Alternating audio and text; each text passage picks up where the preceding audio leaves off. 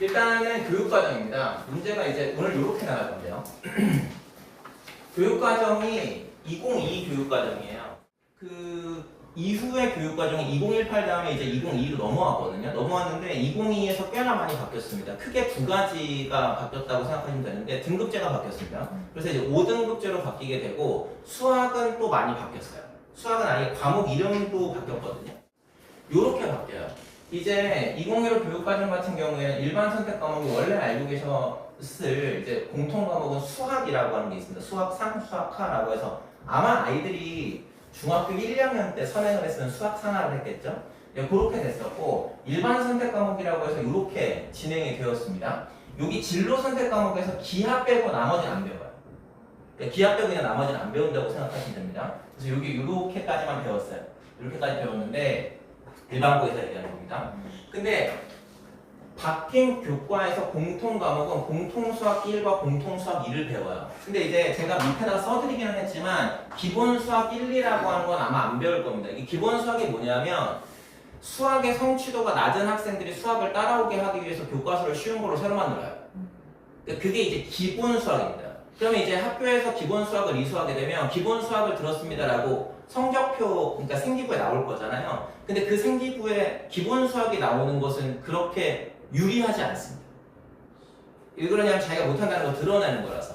그래서 그냥 공통수학 1과 공통수학 2만 할 거예요. 근데 이제 여기 나와 있는 이 교과가 수3이라고 생각하시면 되고 수하라고 생각하시면 되는데 뭐 조금은 바뀌었습니다. 그리고 일반 선택 과목의 대수는 수1에 있던 게 대수로 왔다고 생각하시면 되고 여기에 수2가 미적분 1이고 그 다음 여기 원래 일반 선택 과목에 있던 미적분이 빠졌습니다. 미적분이 빠지고 확통이 들어와요. 근데 이제 일반 선택 과목이 뭐고 진로 선택 과목이 뭐냐라고 얘기를 하면 일반 선택 과목은 그냥 다 선택하는 겁니다. 선택 당하게 되어 있습니다. 무조건. 근데 필수라는 말은 안 하지만 무조건 해야 돼요. 왜냐하면 요 세 개가 수능 과목입니다. 그러니까 수능에서는 요 과목밖에는 안 가요. 예. 그러면 우리 아이는 진로 선택 과목에서 뭘 선택합니까? 거꾸로 진로 선택은 해야 됩니까? 를 물어보실 수 있는데 진로 선택 과목은 이제 종합 전형이라는 걸 쓰시게 됩니다. 그러니까 현행 이제 대입이 수시와 정시로 이루어져 있고 수시에서 학교를 갈 수 있는 여러 가지 방법들 중에서 별례나 별과람에서는 교과하고 종합을 많이 쓰게 되는데 종합 전형에서 대학이 원하면 그 진로 선택 과목을 이수해야 합니다. 네. 예를 들어서 건축학과를 가고 싶어요. 그러면 기하가 진로 선택 과목으로 지정이 되어 있습니다. 그러면 건축학과를 가고 싶은데 진로 선택 과목을 안 들으면 어떡합니까? 종합 전형이기 때문에 정성평가에서 깎입니다. 네, 이해되시죠? 예, 그래가지고 진로를 이걸 들을까 말까라고 하는 것은 지금 이제 중3이니까 아이랑 잘 얘기를 해보시고 결정 못해요. 어떻게 중3이 진로를 결정합니까? 고3도 진로를 결정 못하는데 그냥 이런저런 얘기 해보시면서 무엇 하면 좋을까에 대해서 얘기를 해보시면 좋을 것 같아요. 만약 우리 아이가 수학이 진짜 싫어 라고 얘기를 하고 그 다음에 막 미적분이나 기하 너무 어려워 라고 해도 괜찮습니다. 여기까지만 가면 됩니다. 합통까지만 가도 크게 문제는 없습니다. 문과라면 뭐 이제 사탐으로 넘어가는 좀 부분이 있겠죠. 예, 그래서 여기 부분은 제가 써드리기는 써드렸지만 사실 관계없습니다. 사실 크게 관계없고 학교에서도 이걸 개설하지 않을 겁니다. 개설을 한다고 해도 온라인으로 개설하게 될 거라서 그렇게 크게 의미는 없고 여기까지만 보시면 돼요. 그래서 이제 어떻게 바뀌었냐라고 얘기를 하면 뭐 뉴스나 이런 데서는 엄청 많이 바뀌었다고 얘기하지만 많이 안 바뀌었습니다. 그냥 조금 바뀌었습니다. 조금. 보시면 공통수학 1에서 행렬이 도입이 됐고 그 다음 정의역이 실수 전체인 2차 함수 최대수가 중3으로 이동했습니다. 이게 무슨 말인지 몰라도 중3으로 이동된 게 있구나 라고 생각하고 계시면 돼요. 좀 이따 이게 연결되거든요. 그러니까 중3으로 연결된 게 있구나. 삭제된 것도 있고 도입된 것도 있고 있습니다. 그래서 이게 왔다 갔다 다 해보면 비슷합니다. 비슷하고 실제 지금 2015 교육과정하고 조금 더 나갑니다. 조금 더. 근데 문제가 하나 있습니다. 문제가 뭐냐면 얘네를 학교에서 어떻게 나갈 거냐는 거죠. 제가 예를 들어서 제가 출강하는 학교에 얘기를 해드리면 S고등학교가 하나 있습니다. 이게 자사고입니다. 자사고인데 1학년 때가 있습니다. 1학년 때 그러면 1학기가 있고 2학기가 있잖아요. 현행으로 따지면 수3을 나가요. 그래서 수1을 나가요. 똑같죠? 근데 2학년이 됩니다. 2학년에 1학기 때 뭘 나가냐면 수1하고 2를 같이 나가요. 수1, 2를 같이 나가고 2학기 때 뭘 나가냐면 미적을 나가고 기하를 나갑니다. 이게 왜 그러냐면 수2를 배우지 않고 미적을 갈 수 없습니다. 이게 교과에 위계가 있어서 쉽게 말씀드리면 공통수학 1을 하지 않고 공통수학 2를 넘어갈 수 없고요. 미적분 아까 전에 하셨던 미적분 여기는 1을 하지 않고 여기 일반 선택의 대수 미적분 1을 하지 않고 미적분을 넘어갈 수 없어요. 그래서 뒤쪽으로 넘어갈 수 있는 게 위계가 있어서 그렇습니다. 어쨌든 이렇게 되는데 지금 별내랑 별과랑 동화도 마찬가지인데 별내, 별과랑 동화를 보시면 지금 얘네들은 2학년 때 할 게 엄청 많이 있는 거죠. 대신 3학년 때 좀 널널합니다. 3학년 때 확통만 하면 되는 거라서. 근데 지금 별내랑 별과랑 다 똑같은데 별내 그냥 지역이라고 생각을 해야겠죠. 1학년이 있습니다. 1학년에 아마도 공통수학 1을 나갈 겁니다. 아마도 공통수학 2를 나갈 거예요. 2학기 때는. 그러니까 1학년이 그러면 끝나죠. 근데 2학년 때 현재는 어떻게 하고 있냐면 학교들에서 대수를 할 겁니다. 대수가 아까 보여드렸던 여기 나와 있는 수1이에요. 수1이 이렇게 대수로 바뀐 거니까. 예. 그리고 이제 대수를 나간 다음에 뭘 나갈 거냐면 2학기 때입니다. 2학기 때 원래는 수2를 나가요. 수2를 나가는데 그게 미적분 1으로 나갈 거예요. 2학기 때. 근데 기하를 나갑니다. 학교에서 나가는데 여기에 기하를 1학기 때 반을 나가고 2학기 때 반을 나갑니다. 그래서 2학년 때 뭘 배우냐면 대수, 미적, 기하를 배워요. 이상적이죠? 괜찮아요. 한 3개 정도 이 정도면. 그리고 시험도 어떻게 보냐면 기하를 중간기말을 보지 않습니다. 요 지역은. 그러니까 지역마다 다릅니다. 그래서 요 지역은 기하만 기말에 한 번 봐요. 그래서 1학기 말에 한 번, 2학기 말에 한 번, 그래서 2번 봅니다. 얘는 1학기 중간기말, 얘도 2학기 중간기말로 시험을 보고. 이해되시죠? 예, 이게 과목이 많아서 그래요. 3학년 때 근데 문제는 있어요. 3학년 때 이 아이들이 뭘 하게 되냐면 이렇게 되면 남아있는 과목을 해야 되는 거라서 미적분 2를 해야 됩니다. 그리고 확통을 해야 돼요. 근데 3학년은 2학기가 없습니다. 그래서 이걸 언제 다 하냐면 1학기 때 다 합니다. 그래서 문제가 뭐가 생기냐면 얘네들이 미적분을 선택하는 애들은 수능 준비하기가 좀 빡세요. 현재로. 근데 제가 아까 뭐라고 말씀드렸냐면 2022부터는 미적분을 안 가요. 수능 과목이 대수, 미적분 1, 그 다음 확통만 들어가요. 그래서 아마 제 생각에는 제 생각에는 별내나 별과라면 지금 가지고 있는 이 커리큘럼을 유지할 가능성이 높습니다.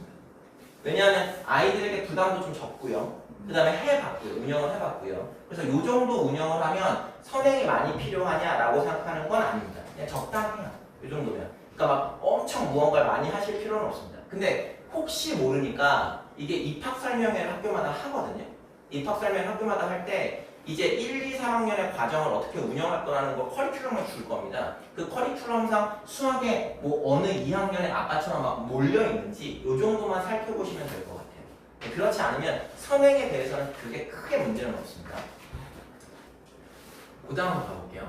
근데 선행을 얼마나 하느냐라고 물어보시는 분들이 많아서 요거 잠깐만 말씀드리면 근데 제가 지금 말씀드리는 건 일반고에 대한 이야기입니다. 일반고. 그러니까 별내 지역에 대한 해당하는 자사고 가서 제가 설명하면 또 다른 얘기를 합니다. 예.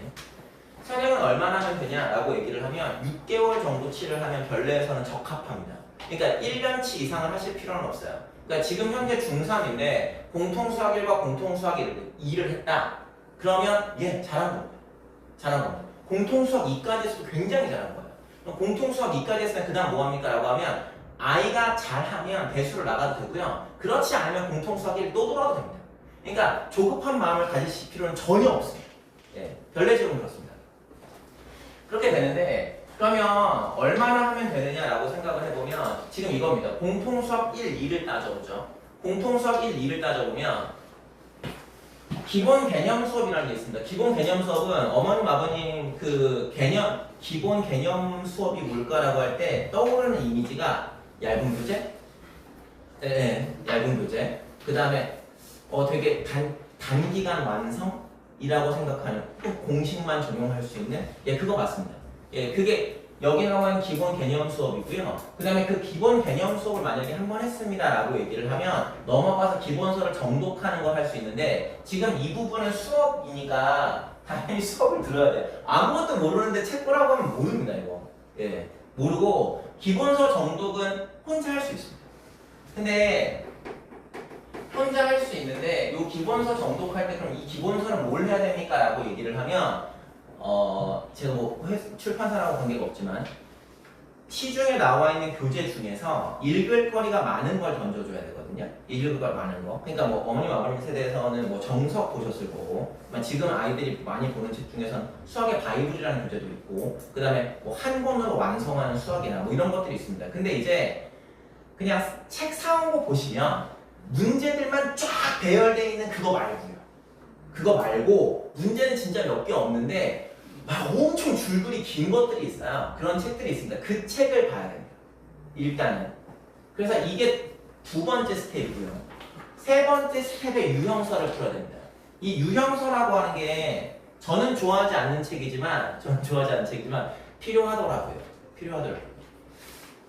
그래서 그 어머님 아버님 혹시 자제분 하실 때 기탄 수학이나 그 구몬 수학인가요? 보셨나요? 해보시면 아이들이 기가 막힙니다. 그 1 더하기 1 더하면 1 더하기 2 나오고 1 더하기 3 나오면 그러니까 이제 애기들이죠. 이게 나오면 아이들 어떤 아이들이 있냐면 2 다음에 3 다음에 4를 쓰고 뒤에 문제를 보지 않고 답을 쫙 쓰는 거죠. 그래서 어떤 페이지는 쫙 다 맞고 어떤 페이지는 쫙 다 틀립니다. 진짜요. 제 딸이 그렇습니다. 그래서 저는 이게 무슨 의미가 있나 이런 생각을 하는 사람이에요. 이게 유형서입니다. 근데 이게 진짜로 연습을 안 시키잖아요? 그러면 할 줄 몰라요. 그래서 한 번은 해야 돼요. 그래서 이것도 혼자 할 수 있어요. 근데 제가 얘기하는 혼자 할 수 있다는 건 누구나 할 수 있다는 건 아니고 의지가 있으면 할 수 있다는 거고 없으면 이제 좀 도움을 받기는 해야겠죠. 그렇게 되고 이제 모의고사 문제풀이로 넘어가게 되는데 문제풀이의 최종 단계는 모의고사 문제풀이입니다. 근데 이 모의고사가 수능형 문제거든요. 그래서 수능형 문항이라서 조금 어렵습니다. 이게 이 문제집은 뭡니까? 라고 하면 그냥 모의고사 문제집이에요. 모아놓은 뭐 자이스토리니 마더텀이니 뭐 이런 문제들이 있습니다. 뭐 우리 아이는 공통수학 1, 2를 다 해서 지금 자이스토리 같은 걸 풀고 있습니다. 되게 잘하는 거예요. 그런데 모의고사 문제는 이게 문제집 자체가 난이도의 편차가 엄청 높습니다. 그러니까 이게 모의고사 문제를 모아놔서 그런 건데 모의고사 2점짜리도 3점짜리도 4점짜리 했잖아요. 그럼 2점짜리 3점짜리 되게 많아요. 쉬운 문제가 풀어도 의미 없는 사실 4점짜리를 풀어야 됩니다. 근데 아이들은 모의고사 문제를 풀어봤어 라고 얘기할 때 뭐라고 하냐면 나 풀어봤어 2점짜리 3점짜리만 의미가 없습니다. 그래서 사실 문제풀이의 고등학교 수학에서 문제풀이의 최종 단계는 이 수능형 문제인 모의고사 문제를 풀어봐야 되는데 이 모의고사 문제에 뭐까지 풀어야 되냐면 최고 난도까지 무조건 풀어야 돼요.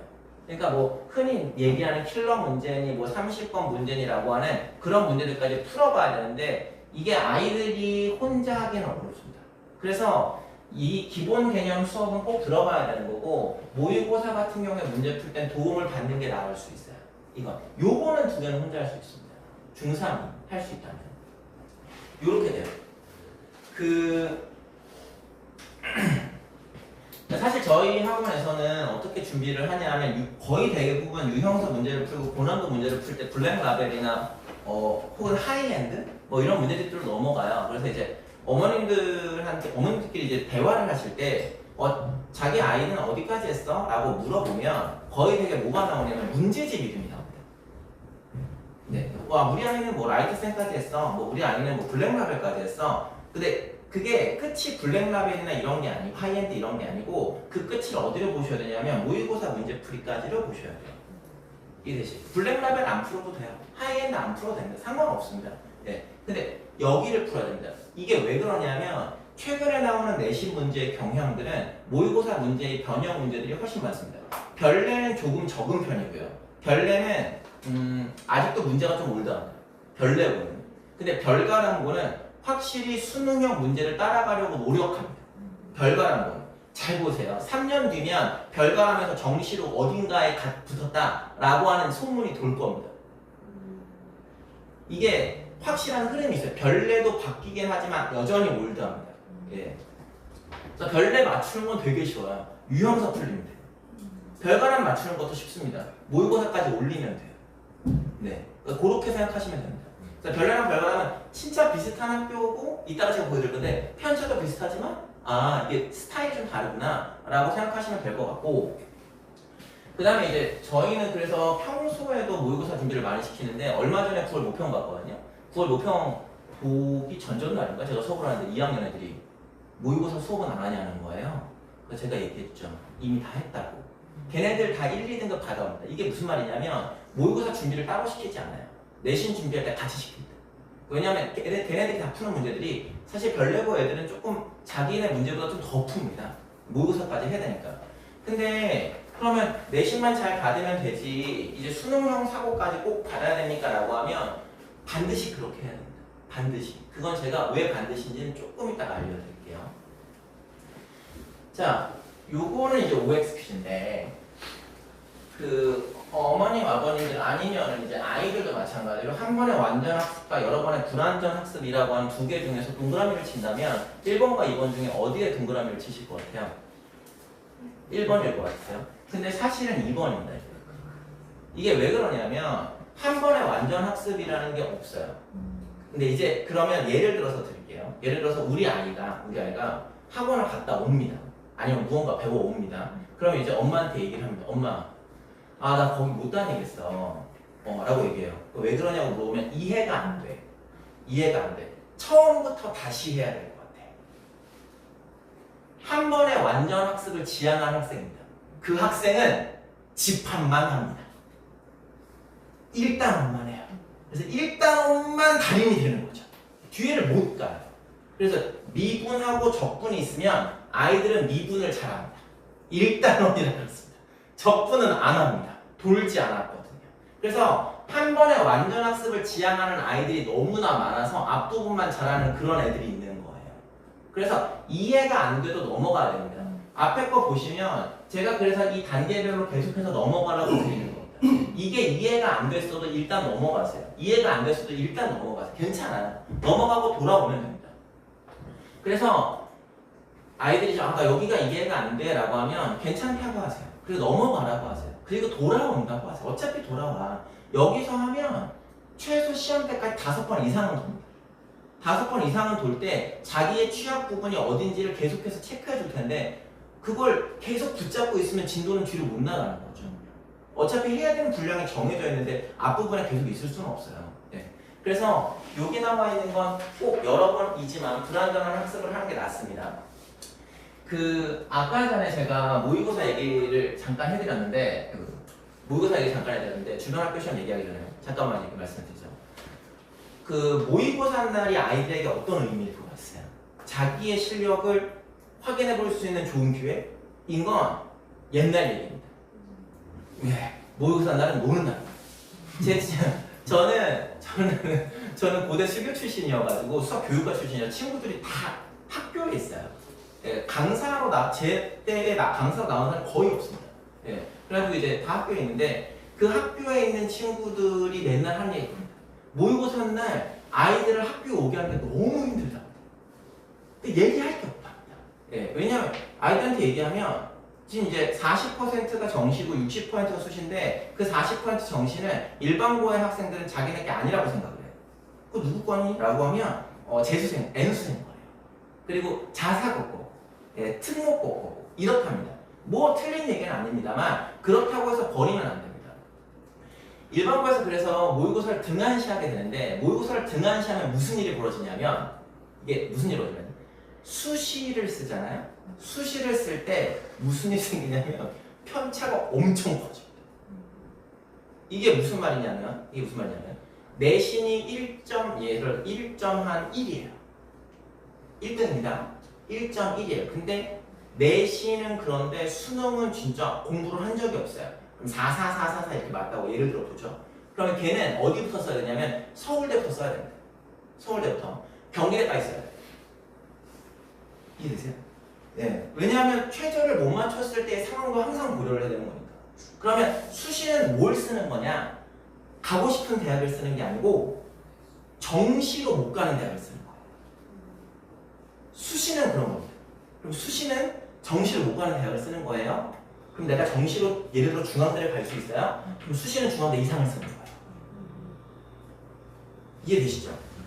이걸 잊지 않으셔야 되는데 수시는 정시로 못 가는 대학을 쓰는 겁니다. 그러면 정시 경쟁력, 즉 수능의 사고력을 높였을 때 수시의 경쟁력이 생깁니다. 아, 나 거기 떨어져도 정시로 뚫을 수 있는데 뭐 이렇게 되는 겁니다. 그래서 모의고사가 중요합니다. 하지만 아이들은 모릅니다. 제가 100번을 얘기를 해도 그냥 귓등을 흘려듣습니다. 고3 때야 알아요. 네. 그래서 제가 이제 보여드리면 제가 왜 그런지를 보여드리면 요겁니다. 요게 이제 학교 알림이 공시에 있는 내용입니다. 제가 뭘 따온 거냐면 2023년입니다. 이게 최근 자료가 작년 거예요. 네. 1학년에 1학기입니다. 1학년에 1학기 자료인데 제가 별가란 거, 별내고 별가란 거, 동화고 3개 넣었어요. 근데 이게 수학 점수예요. 1학년 1학기 고1 수학사. 그래서 이제 평균은 61.4예요. 편차는 이렇게 되고요. A는 100점에서 90점이에요. B는 90점에서 몇 점이에요? 80점이에요. 그럼 여기 나오는 게 80, 70, 70, 60 이하예요. 근데 이 60점이 지필고사만 들어간 게 아니고 수행평가까지 들어가기 때문에 지필고사는 60점보다 낮은 아이들입니다. 훨씬 낮은 아이들. 그 퍼센트가 47.0이라는 얘기입니다. 보이세요? 보이세요? 보이세요? 네. 이렇게 되어 있죠. 그러면 이 표에서 읽어야 되는 게 뭡니까? 라고 얘기를 하면 표준 편차를 보셔야 돼요. 표준 편차가 20점이죠? 표준 편차 20점에 근접하죠? 예, 요 학교들은 일반고가 다 그렇습니다. 일반고가 표준 편차가 높다는, 편차가 높다는 건 아이들이 널리 떨어져 있다는 얘기입니다. 그러니까 아이들이 막 엄청 떨어져 있어요. 근데 이게 떨어져 있는 게 놀랍게도 공부를 하는 아이 조금과 공부를 안 하는 아이 몽창이 몰려 있습니다. 그래서 그렇습니다. 그러면 동화고의 편차가 13.8이잖아요. 제가 알려드리면 광역단위 자사고, 저 광자고라고 불리는 광역단위 자사고의 편차는 10점 나옵니다. 전국단위 자사고의 편차는 8점 나와요. 외대국어 6점 나옵니다. 알림이 들어가 보시면 나와요. 알림이 들어가서 외대국어 쳐가지고 얘네 편차가 몇 점인지 치면 6점 몇 나옵니다. 뒤에 안 하는 애가 거의 없어요. 네. 그래서 이 지역에서 공부를 잘하고 싶으면 주변을 보면 안 됩니다. 이게 제가 공부를 시켜보니까 아이들이 이제 그런 거예요. 자기는 잘한다는 거예요. 너는 왜 잘하는 거 같아? 자기 주변에 공부를 안 한다는 거예요. 자기는 공부를 조금 걔보단 잘했다는 거죠. 그래서 주변과 비교를 하는 순간 아까 말씀드렸던 내신은 조금 잘 나올지언정 수능에서는 완전 점수가 안 나와요. 그래서 제가 생각할 때 이 지역에서 대학을 잘 가는 방법은 주변과 비교하지 마시고 정확하게 내가 몇 시간을 공부해야 되는지는 목표하고 그 다음에 그 계획을 세우고 그 계획을 살펴봐주는 시스템이 필요합니다. 그러니까 옆에 있는 친구랑 비교해서 내가 잘했어가 아닙니다. 이건. 예. 옆에 있는 친구랑 비교할 수 있는 건 편차가 8점 이하인 학교입니다. 편차가 8점 이하인 학교는 옆에 있는 친구랑 비교해야 됩니다. 경쟁력이 있으니까. 근데 제가 이걸 일반고를 폄하하는 게 아닙니다. 이건 기회의 땅입니다. 잘 생각해 보시면. 퍼센트가 5등급제로 바뀌었잖아요. 5등급제의 1등급이 몇 퍼센트면 10%입니다. 예로 볼게요. 이게 90점까지죠. 7.3%잖아요. 16.9%잖아요. 16.9%니까 여기 나와 있는 거 따지면은 여기 중간쯤에 한 10% 있을 거 아닙니까? 그러면 점수를 따지면 87점에서 88점의 1등급이에요. 무조건 맞출 수 있어요. 네. 2등급이 몇 퍼센트? 24%입니다. 2등급 안에 무조건 들어와야 돼요. 이게 안 돼요. 무조건 들어와야 돼요. 그러면 24%까지 안에 들어오고 놀러 가죠. 충분히 가능성이 있죠. 근데 이제 일반고에서 제 생각에 좀 이제 각박하다고 생각하실지 모르겠지만 이제 1등급 싸움이 되기는 할 겁니다. 10%나 주었으면 그 안에 들어와야 됩니다. 근데 5등급제가 뭐 아버님들 뭐 많이 보시고 유튜브도 많이 나오고 해서 아실 수도 있는데 5등급제가 일반고에게 유리한 전형은 아닙니다. 5등급제가 일반고에게 유리한 전형은 아니고 만약에 일반고는 지금까지 뭐라고 생각했냐면 내신을 따로 놓은 학교예요. 자사고나 특목고는 왜 안 가냐면 그 학교의 시설이 좋은 것도 알고 생기부 잘 써주는 것도 알겠어요. 하지만 내신을 뚫을 자신이 없어요. 근데 5등급제로 바뀌었으면 그 학교의 1등급도 10%는 주겠다는 겁니다. 그렇지 않아요? 예, 그러면 생기부를 잘 쓰니 1등급이 더 많아질 거잖아요.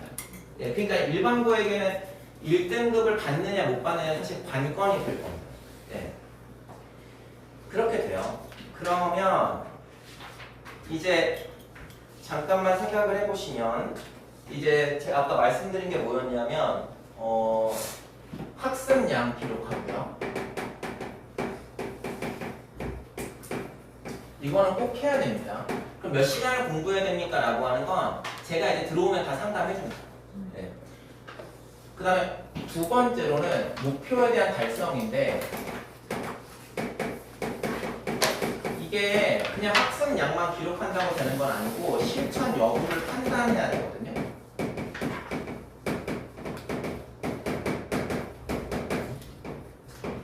요걸 이제 제가 여름방학, 겨울방학이죠. 겨울방학 때 해봤어요. 겨울방학 때 해봤는데 저희 윈터 프로그램은 돈을 내고 들어오는 프로그램이 아닙니다. 대신 아이들에게 뭘 하냐면 아이들은 뭘 하냐면 계획을 세우라고.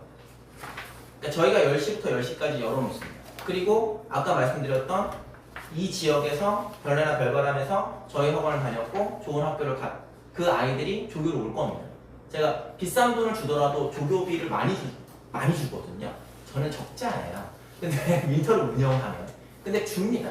왜냐하면 아이들이 그게 훨씬 만족도가 높더라고요. 근데 10시부터 10시까지를 주고 월요일부터 금요일까지 준 다음에 너가 올 수 있는 시간을 얘기해 라고 해서 체크를 합니다. 체크를 하고 웬만하면 아이들한테 10시 오라고 해요. 10시 오라고 해서 그게 수학 공부를 하건 국어 공부를 하건 뭘 하건 상관없습니다. 집에는 있지 마시라. 그렇잖아요. 집에 있으면 아무도 안 됩니다. 예, 집에 있지 마시라. 그래서 나오라고 얘기를 해요. 나오라고 얘기를 하면 아이들이 맨 처음에 나오다가 안 나오잖아요. 그러면 제가 무슨 방을 만들었냐면 단톡방을 하나 만듭니다. 좀 잔인할 수 있겠지만 부모님이 계십니다. 제가 있고요. 학생이 있습니다. 조교가 있고요. 그래서 조교가 안 오잖아요. 10시 10분에 정확히 등원하시기 바랍니다라고 톡을 보내요. 단톡방에. 그럼 아이는 올 수밖에 없습니다. 왜냐하면 엄마가 화를 낼 거거든요. 예, 근데 죄송하긴 하지만 어쩔 수 없습니다. 아이들 오게 하기 위해서. 그래서 조금의 강제성을 주기는 하지만 어쨌든 그렇게 운영을 하게 되고 제가 사실은 2년 전까지는 그 대치러셀, 메가스터디 대치러셀 전속 강사였고 지금은 이제 메가스터디의 기숙학원이나 출강 나가고 자사고만 나가고 있는데 평일에 다 여기에 있습니다. 평일에 다 여기에 있는데 제가 메가에다가 그 부탁해가지고 플래너 40분만 달라고 했습니다. 플래너 40분. 제가 윈터 시작하면 하는 일이 플래너부터 푸는 겁니다. 일단 뭘 써야 계획을 하고 일단 그걸 계획을 해야 실천을 할 거 아닙니까? 예. 근데 제가 윈터를 올해였죠. 올해 1, 2월 달에 운영을 해보니 문제가 하나 있더라고요. 문제가 뭐냐면 아이들이 학습 상담에 대해서 저는 이제 수학을 해주는데 국수, 영탐에 대한 전반적인 밸런스가 안 맞더라고요. 예, 그래가지고 이따가 박종 소장님 오시거든요. 제가 소장님한테 올 겨울에 저희 애들 부탁한다고 했습니다. 그래서 한 20명 정도까지는 부탁을 드린다고 했는데 모르겠어요. 그래서 어쨌든 제가 전체적으로 이게 뭐 나중에 되면은 제가 프로그램을 안내해 드릴 거긴 하지만 전체적인 밸런스를 맞춰서 2달 동안이죠. 그러니까 2달 동안 그걸 어떻게 공부하는지 학습 방향만 잘 잡아주면 그 아이들이 학기 들어가서는 괜찮아요. 습관을 들이는데 한 2달 정도 정확하게 한 3주 걸립니다. 예, 3주 정도만 나오게 해주시면 그 다음은 알아서 할 겁니다. 예, 그래서 한 2달 정도를 제가 좀 지켜보고 상담도 하고 국수영탐의 밸런스도 맞추고 이런 것들을 하면 충분히 이제 아이들이 학교 가서는 괜찮을 것 같아요. 아까도 말씀드렸지만 단점이 하나 있습니다. 이 지역은 주변과 비교하면 안 됩니다. 내가 재부담 많이 해서 그건 안 됩니다. 절대적인 학습량을 기록하고 그 다음에 그것에 대한 목표를 달성했는지 자꾸 주변에서 봐줘야 됩니다. 네. 근데 그게 부모님이 보기는 어려워요. 네. 저도 제 딸을 보는 게 어렵습니다. 네. 그러니까 이제 맡겨 놓으시고 아 얘가 잘했는지 못했는지 그런 걸 이제 매번 드리거든요. 내일 오면 플래너를 쓰고 플래너 찍은 걸 톡으로 드리고 집에 갈 때 했는지 OX를 칠 거 아닙니까? OX를 치고 그걸 찍어서 보내면 집에 갑니다. 이해되시죠? 예, 이게 맨 처음에는 번거로울 수 있는데 어머님들이 나중에 보시면 아 얘가 쓰는 게 좀 달라졌구나 라는 걸 느끼실 수 있어요. 예. 저는 사실 고등관 만들면서 생각한 건 수학을 잘하겠다 뭐 좋은데요. 수학만 잘해서는 대학을 못 가니까 대학을 보내겠다라는 생각이고 그래서 이제 사실 국어, 수학, 영어, 탐구까지 여기서 다 하거든요. 그래서 그걸 하는 이유는 전체적인 밸런스를 좀 맞춰보자라고 하는 거고 올해 그러니까 돌아오는 2022부터는 제가 뭐에도 좀 초점을 맞췄냐면 컨설팅에도 좀 초점을 맞춰가지고 그것도 좀 운영을 해볼까 합니다. 그렇게 되고요. 이제 여기까지 해보셨고 성적이 올라야 되잖아요. 올라있으면 축하드립니다. 정점을 치고 계시면 축하드립니다. 오르긴 해야 되잖아요. 예, 그래서 잠깐만 얘기하시면 주변과 비교하지 말라고 했고 계획을 구체화하시라고 했고 요게 지금까지 제가 드린 얘기입니다. 요 지역에 성공하려면 요게 이제 필요합니다. 제가 요 페이지는 설명에마다 다 달라요. 예, 근데 요 지역에 딱 필요한 겁니다. 예. 그리고 두 번째로 공부하면 성적이 올라가는 시기가 있습니다. 공부하면 성적이 올라가는 시기가 있는데 중학교 2학년이 공부하면 성적이 올라갑니다. 근데 이제 공부하면 성적이 올라간다는 게 무슨 말인지 혹시 아세요? 하는 친구가 있고 안 하는 친구가 있고. 예, 안 하는 친구가 많은 시기입니다. 이게 공부를 안 하는 사람이 친구가 많은 시기예요. 그 시기가 중2입니다. 중2는 이해되시잖아요. 지나오셨으니까. 그 중2병들 다 걸려가지고 예, 힘드시잖아요. 예. 안 할까? 그럼 어떡합니까? 안 한다는데. 근데 고2는 좀 의외 아니십니까? 고2는 열심히 할 것 같잖아요. 근데 고2가 이제 기가 막힙니다. 이게. 고2가 고1은 들어가면 미친 듯이 합니다. 새로운 학교, 고등학생. 이제 고1 때 열심히 내신을 받아서 근데 생각만큼 그러니까 기대에 못 미쳐서 나오게 되면 아이들이 그 다음부터 공부를 조금씩 가요. 그리고 고등학교 2학년 1학기 중간고사 때 시험을 보고 결정을 합니다. 마음속으로. 난 정시파야. 난 정시파를 하기로 했어. 그건 정시파가 된 게 아니라 내몰린 겁니다.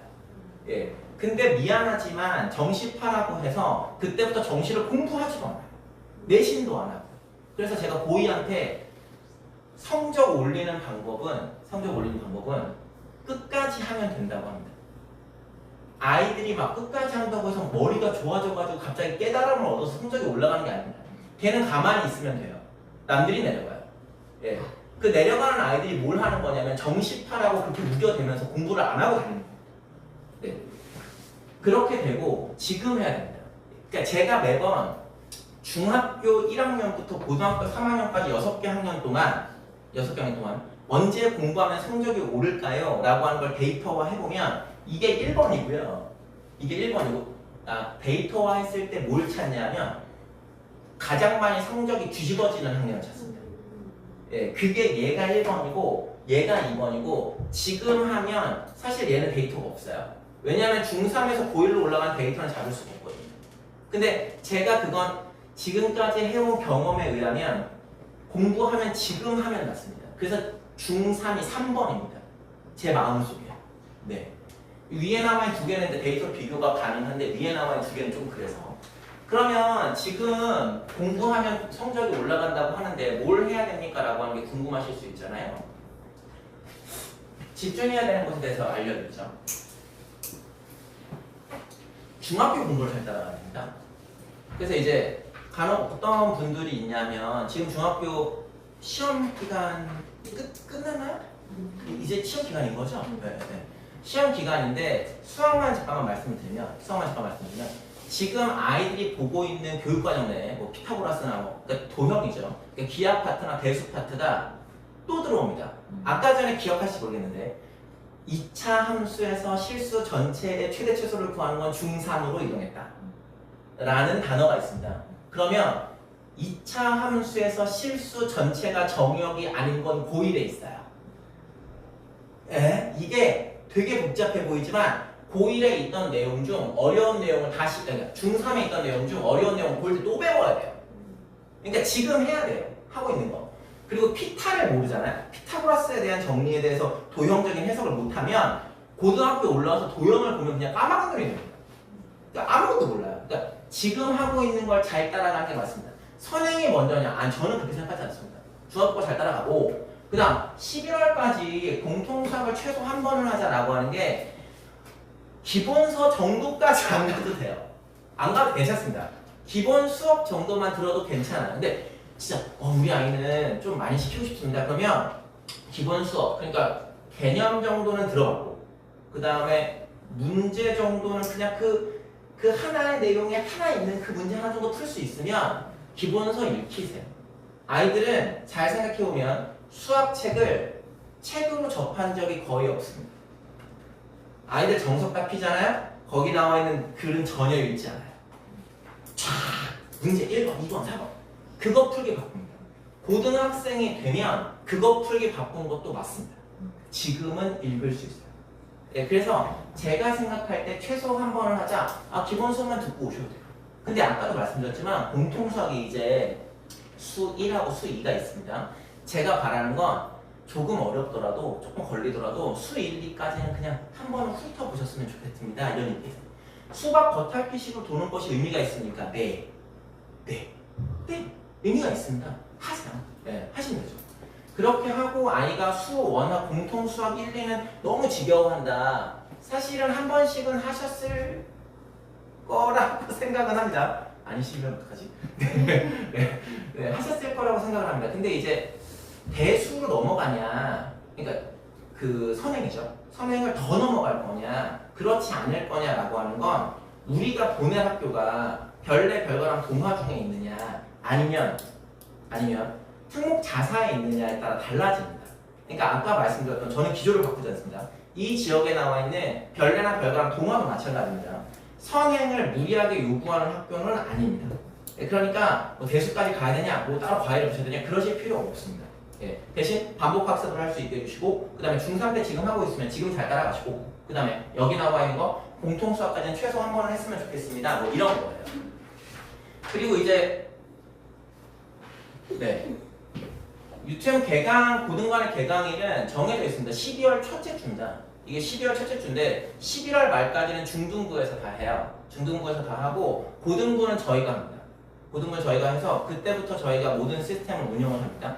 그래서 12월 달에 이제 선생님하고 저도 이제 수업을 하게 되고 선생님하고 수업을 하게 되고 저희 선생님이 지금 아까 전에 뭐 보셨던 용현쌤하고 저하고 그 다음에 이번에 한 분이 더 오세요. 이번에 한 분 진짜 어렵게 모셔왔습니다. 어렵게 모셔와가지고 아마 거기 브로셔 같은데 보시면 컬러 뽑은데 보시면 그 류지현 선생님이라고 있어요. 그래갖고 네네네 그분이 이제 합류하게 됩니다. 그러니까 수학은 총 3명이 있게 되는 거죠. 류지현 선생님 저랑 같이 근무하셨던 분이고 저는 제 이력이 거기 써있긴 하지만 그냥 간략하게 말씀드리면 저는 이제 이투스에서 한 10년 있었고요. 메가에서 한 6년 있었고요. 그 다음에 그 계약을 2년 전에 종료하고 아무런 문제 없이 종료했습니다. 종료하고 그 다음에 여기를 나오고 그 다음에 메가는 출강만 나가고 있어요. 그래서 이제 류지훈 선생님 같은 경우는 이투스에서 저랑 만났던 분인데 수업을 엄청 잘하시고 학력도 좋으시고 그 다음에 제가 이분을 모셔오는 게 엄청 꼼꼼해요. 그래가지고 이번에 좀 수학 전력 보강해서 좀 가볼까 하거든요. 그래갖고 지금 아마 고등학교 올라가면 수학 어떻게 할지에 대해서 많이 고민하실 거라고 저는 생각합니다. 저는 생각하는데 저도 물론 고민이죠. 아이들에 대한 어떻게 하면 이제 이 지역에 있는 아이들이 성적을 잘 봐서 대학을 갈 수 있을까에 대한 고민을 항상 하고 있거든요. 근데 제가 이번에 모셔온 분까지 해서 저까지 해가지고 저는 당연히 잘합니다. 저는 잘해요. 그래서 요렇게 해가지고 세팅되면 아마 이 지역에서는 요 정도 강의력이 가장 베스트이지 않을까라고 저는 생각을 하고 이제 운영을 준비를 하고 있습니다. 그래서 12월 달에 개강을 할 거고요. 아마 설명회는 이와 같은 설명회가 2번 더 있어요. 근데 아까 말씀드렸지만 수학은 오늘이 끝입니다. 수학은 오늘 끝이고 그 다음에 또 안 할 겁니다. 오늘은 할 겁니다. 네, 끝이고 영어 선생님이 한 번 나오셔야 되고 그 다음에 아까 말씀드린 통합과학이 문제거든요. 지금 뭐잘 모르겠지만 수학은 별 문제가 아니에요. 제가 이렇게 보면 오늘도 예시문학 나왔는데 통사 통과 문제가 나왔어요. 사회 문제인 듯 과학 문제입니다. 도대체 이걸 누가 어떻게 가르칠 거냐가 관건이에요. 그러니까 지금 아마 1학년은 그게 아직 안 정해가지고 통합과학 선생님들도 지금 혼란이에요. 그러니까 예시문학 이상해져가지고 뭐 어쨌든 그렇습니다. 그래서 그거에 대한 얘기까지 해가지고 제가 총 설명회를 오늘까지 포함해서 3번, 2번 더 있거든요. 그래서 그렇게 진행을 하고 지금이 네, 8시 22분이에요. 저 되게 오래 했네요. 네, 8시 22분인데 박종수 소장님이 나오실 거예요. 근데 입시에 관한 얘기를 하실 겁니다. 그럼 어머님 아버님들이 궁금하셨던 거 있죠. 그거를 진짜 물어보세요. 진짜 놀랍습니다. 누르면 나옵니다. 뭐 물어보면 나와요. 네, 그래서 궁금한 것들이 있으시면 다 물어보시면 될 것 같고 제가 박정수 소장님 모셔오도록 하겠습니다. 감사합니다. 네.